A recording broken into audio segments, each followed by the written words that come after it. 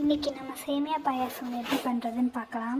First பாயாசம் பண்ணுறதுக்கான பாத்திரத்தை அடுப்பில் வச்சு நெய் ஊற்றிக்கலாம்.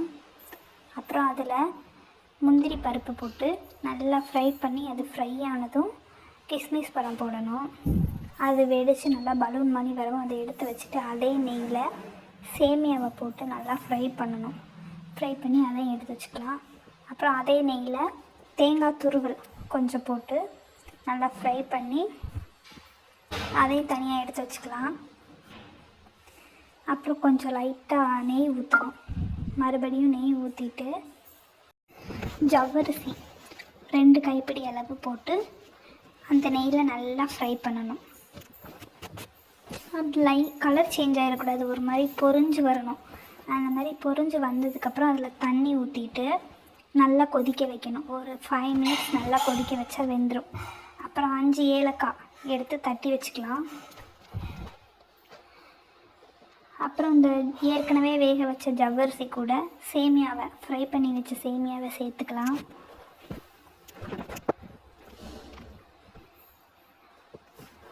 சேர்த்துட்டு கொஞ்சம் நல்லா மூடி வச்சுக்கலாம்.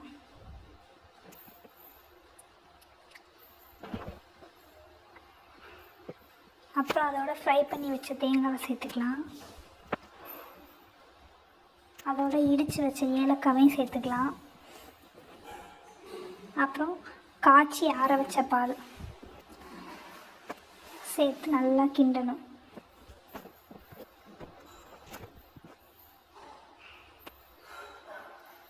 இது நல்லா கொதிச்சு வரவும் சுகர் ஆட் பண்ணிக்கலாம். தேவையான அளவு ஆட் பண்ணிக்கலாம். நான் 5 ஸ்பூன் ஆட் பண்ணியிருக்கேன். 5 டேபிள் ஸ்பூன்.